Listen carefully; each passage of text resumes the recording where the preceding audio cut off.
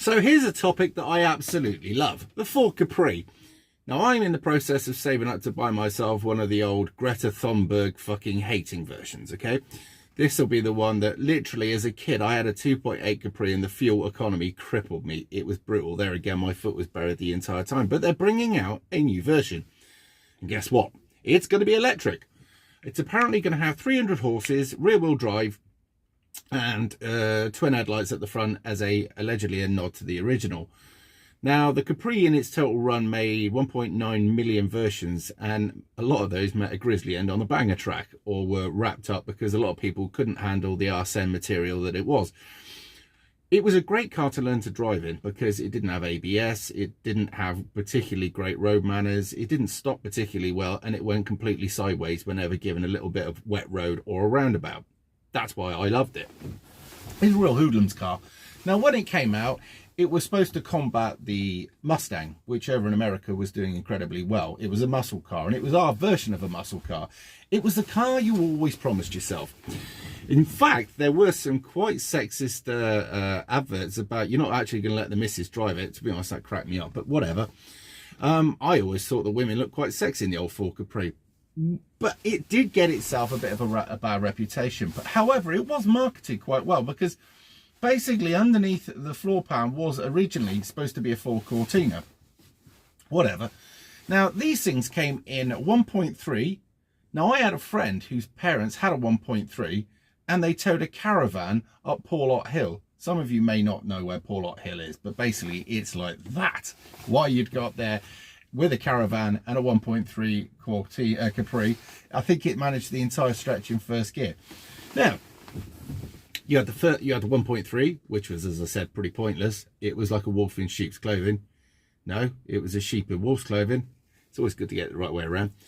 And then they had the 1.6, which was okay. And then they had the 2 litre with a twin carb. That was a bit more lively. I had 2 of those. And then they had the 3 litre Essex V6, and then it went on to the 2.8, which was a Cologne version. And then in the end, the production was only over in Germany, and they had to bring them all over here. In between there were 3.1 litres, there were 8-speed models, there were broad-speed models, and there were all other incarnations. The original Capri itself had flares down the side. It was actually a booted version rather than a hatchback, and it was quite a good looker, I have to say. And if you had the 3 litre, it honked on a bit, considering, you know, what it was up against at the time. And then obviously they decided they were going to do a facelift, so they went for the Mark II, square headlights at the front. They made it a hatchback, and certain TV programs like Minder, he had one. I'm not sure which one he had. Was it a 2 litre? Or it might have been 3 litre, I don't know. And then obviously they had the facelift again, where they were desperately trying to make it a bit more vogue, and they had twin headlights again and a few flared bits, blacked this, that and the other, louvered this, that and the other. And to be honest, it was quite nice. There are various versions. They had the L, the GL, they had the Calypso, they had the, God, what were the other ones? The LS, they had the, as I said, the Laser, the S, the Injection. I can't remember any other versions there of the Mark III. Anyway, it was a bit old hat, and it had a bad reputation, and people were allegedly having hairy chests and medallions that drove it. That wasn't entirely true, but there you go. Anyway, these things, I picked mine up for about 75 quid for the first one, about the same money for the second one. And it was amazing because I bought this thing and everybody else had flogged the Oris out of the thing. And then when I got it, I had to spend about 400 quid to get it through an MOT. Yeah, it needed welding, it needed the brakes doing, a leaf spring had snapped. There were all sorts of other things. I think even had a coil spring that had gone in it. There's a dog walking by. But yeah, it was my fucking first car. I loved it. Brilliant thing. We reckon because we had like loads of mates that were always pitching in for fuel because they didn't have a car, and I was the one with a car that didn't have a fuel money because I was spending it on the car. So we reckon in the first year and a bit I did 50,000 miles in that. That was it 2 engines in the first year? The gearbox was all right, but I always snapped the gear levers because it was a linkage gearbox and you know, it come off in your hand. Numerous starter motors, the alternators. I revved the nuts off that so hard that I used to shear the alternator housings. So you'd come back, you'd have a look, and like the tensioner was there, and one of the fittings at the bottom, but either the bolt had rattled itself loose or the actual housing, because they didn't have rev limiters, so it was just crack on. Yeah, I went through radiators. I jumped one. That was why one of the engines were replaced, because I punched the bottom end in. I really did abuse that car, and I loved it. Yeah, I abused it. I had to get a new set of rear wheel bearings because I was going sideways so often. I'd done that in. You get the idea anyway. And now I want another one because I consider myself to be grown up. Honest. First roundabout I get, I'll go absolutely sideways. Whatever. And then I might calm my tits. But it's amazing because what you could buy for 75 quid then, and literally if you go to a banger track any weekend, you'd see Cortinas, Escorts, Capris, Granadas, all this lot being beaten to death, which now when you look at it was a criminal offence, but they loved it. Now, if you want to buy one that's got holes all over the place that hasn't seen the road in the last 10 years, you're looking at £4 grand. It's amazing.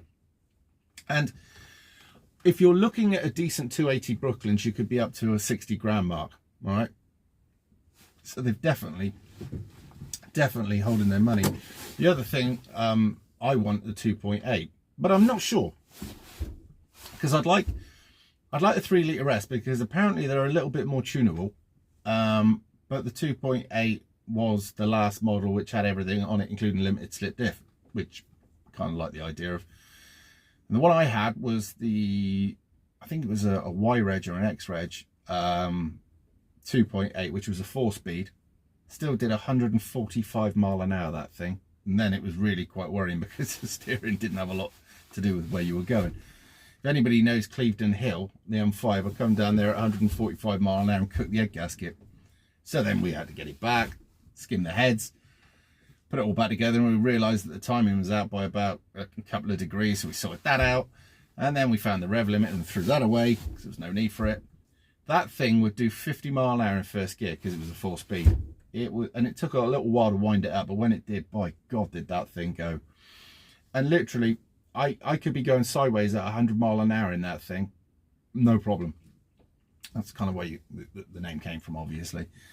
But it was just because the 2 litre didn't have enough power to sustain the sideways all the time. But this thing just nose onto the roundabout. You've almost run out of lock. You're using the accelerator now as steering it. Oh, it's beautiful. But no limited slip diff. I do think that if I had a limited slip diff, things would have gone better. Now, anyway, back to this electric car. It's going to be a bit like the version of the Capri that they brought out again, which was the Probe. Why would you call something that you do to somebody as a... You either stick into a piece of meat to check the temperature, or why would you call a car that? It was doomed to fail straight away. And this car had even less seating legroom in the back than the original Capri, which was hard done. I mean, literally, to sit in the back of a Capri, you sat kind of sideways, right, with your knees heading towards like the centre tunnel.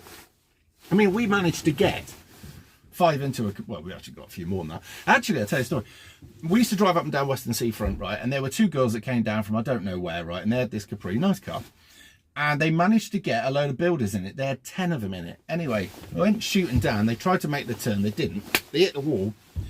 And the 2 girls in the front weren't in a great way because they literally cushioned the impact for all of these builders and stuff in the back. When the services got to them, all they could see was arms and legs sticking out of windows and stuff like that, were all these bodies, which they got them out. Everybody in the back was all right. Everybody lived. But yeah. So the first Capri went up the woods, hit a tree.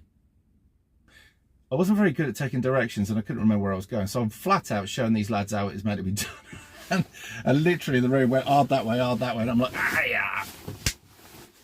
Got another 500 miles out of that car after I adjusted the tracking up. The wheels were like this because it had pushed the wheel back, shoved all the side in. You knew you'd hit it hard when the glove box light came on. You get the idea. Anyway, so that was the first Capri dead. And I got another one from a scrapyard for 75 quid. No tax, no MOT. I didn't have anything on it because I didn't give a shit in them days. And it was quite funny because I parked outside in double yellows outside the bank in town, and this traffic warden's writing me up a ticket. I said, "You fuck off, mate." He said, "You're having a laugh." They said, "Yeah, you parked on double yellows." I said, "Mate, this isn't taxed, it's not insured, it's not registered to me, okay? So you can do what the fuck you like with your ticket," lit the back end up and just fucked off. That was a good feeling. But I didn't get many victories like that. And then obviously the bonnet came up at 110. The bonnet catch had gone, and I was, in my youth, I just didn't give a shit. I had no fear of anything, right?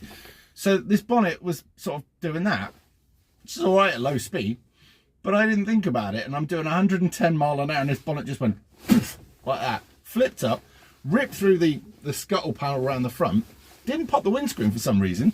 But this was a car that I didn't have the sunroof in. It popped the roof down a little bit, like probably about that much. Not the side bits, that was all right. Just the bit at the top, pop that down. I got a twat in the head. So I'm like this, trying to see through that little gap.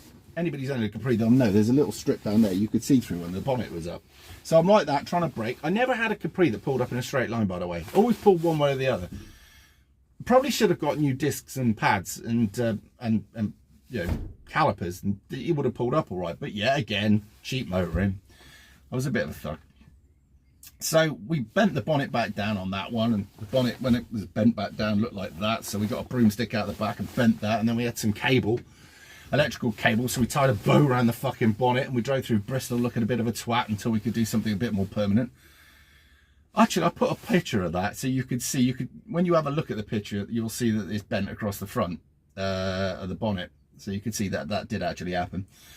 Anyway, we got rid of that one because we then went and veered to Saab 900 turbo. We lasted about a short while with that because that just drank like fucking Oliver Reed. So we got rid of that. Then we got an 80 Quattro. That was all right, but the engine was knocking when I bought it. That lasted a week, blew the engine up, got another engine in it.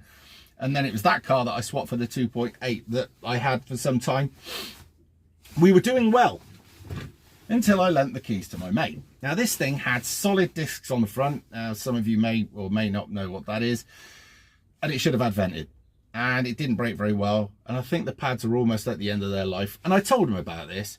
Anyway, he was used to driving a Montego. So he got in this Capri, he launched off up the road. And he got, you could hear he was almost to the end in seconds. So he was doing about 75 in a 30 zone, a fucking idiot. Somebody drove towards him. There was no way he was going to stop. So he locked it up and shoved it into the back of a Cavalier.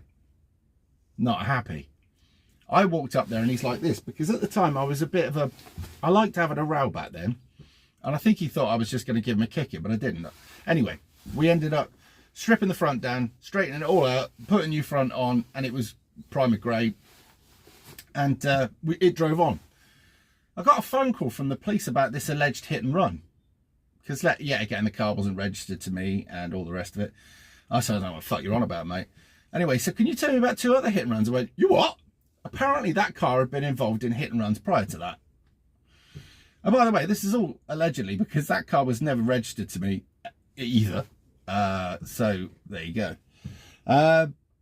But that ended up, we've got a cliff road that drives along between Western and Sand Bay. It's very windy and a lot of people are being killed. There's a speed limit on there of 25 mile an hour. At the time, there was no barriers. There's just trees, or if you miss the trees, there's a 50 foot to 80 foot drop, depending on what part you're on, onto the rocks at the bottom. Not good. Now, what we used to do is come from the Sand Bay end to Western, and you could do, if you were completely fucking off your head, 110. I got 110 out of it, right? Just before you brake really heavily, and then you make the first bend, go sideways, beautiful. I was coming the other way, and it was one of my more stupid moments because I'd been to the pub. Anyway, I had 185s because somebody told me it was all right, stretched on 205 rims. I went into the bend, it didn't steer, it went up the bank, hit the tree, flipped it onto its side, then onto its roof. Then we slid upside down. I thought, for once, I'm praying I've got to hit a tree. We hit this tree, bent the car around the tree a bit, and then we slipped backwards, and it was poison ivy that wrapped around the back of the car that stopped us going off the cliff. We got out, we were all right, and that was the end of that Capri. And it was amazing because my feet would have been crushed, but because I was hanging upside down by my seatbelt and my knees were around my ears, when the tree crushed all the footwell in with all the pedals and everything, my feet were nowhere near it. But I have lived an incredibly enchanted, and my guardian angel literally is a nervous wreck. And I literally drove flat out all the time. But as I say, one grows up and one realizes one's not immortal anymore. But that was my Capri days. But I have to say, and there's many of you going, why the fuck do you want to get another Capri if you were that much of a nutter? As I say, I have grown up and I now have the financial resources to make sure that that car's up to scratch, which would make it a lot more enjoyable to drive. Because any of you ever remember, some of you said we used to put breeze blocks and stuff into the back to make it handle a bit better. I had tools. My nickname down at the seafront was Simon with the green Capri and the bonnet up, because it was fucking lime or pea green or whatever the fuck it was. Pictures to follow. So, yeah. But they will never make a battery car that even comes close to the sound of either a 2 litre going completely sideways on flat out full chat, or the Essex or Cologne as it's given it the berries.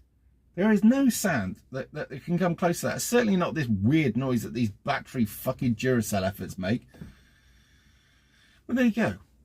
So I'm literally going in the process of selling a load of stuff that I've got to make the money to buy this 2.8, because I've wanted a 2.8 now literally since I was 25. I'm 47 now, 48 in a month. If I don't get this done, it will never get done. And the way I look at it is I've no love for the vehicles that I've got at the moment. They're all right, but I've no love for them. So just get the car that you look forward to driving every day, that you love.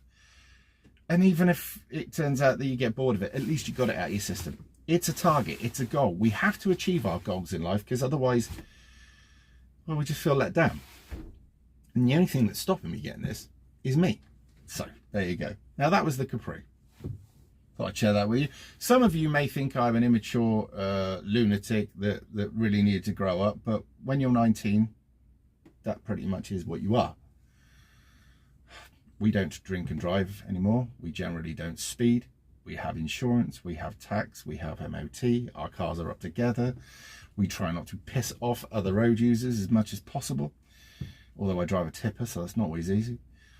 Speaking of which, I think I've been on break long enough. So yeah, let me know what you think in the comments. And let me know what you think of this new Ford Capri thing. I haven't even got a picture of it yet, but yeah. Anyway, see you in a bit.